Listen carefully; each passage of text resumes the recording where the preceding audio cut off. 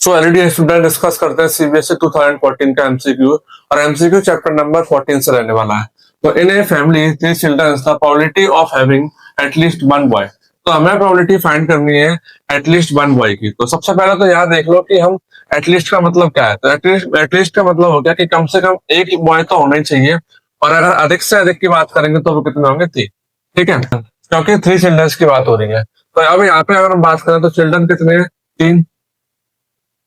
और यहाँ पर हम बात करें चाइल्ड की, तो चाइल्ड में देखेंगे तो या तो वो बॉय होगा या फिर गर्ल होगा।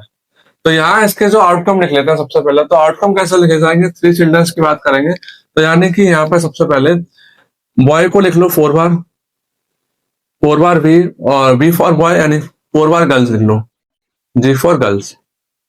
फिर हम क्या करेंगे?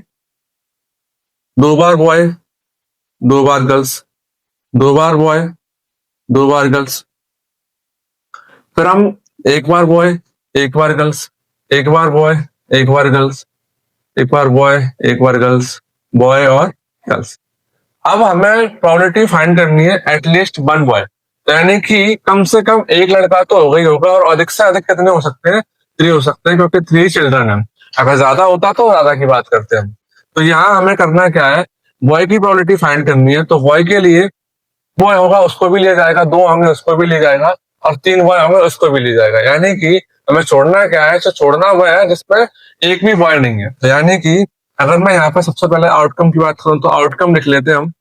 तो आउटकम तो हमारे 8 हो जाएंगे, ठीक है। और आउटकम 8 हो गए तो यानी इस वाले को हम छोड़ देंगे, क्योंकि इसमें एक भी बॉय नहीं है। तो यानी कि जो नंबर ऑफ फेवरेबल आउटकम है वो कितने हो जाएंगे? 1 2 3 4 5 6 7।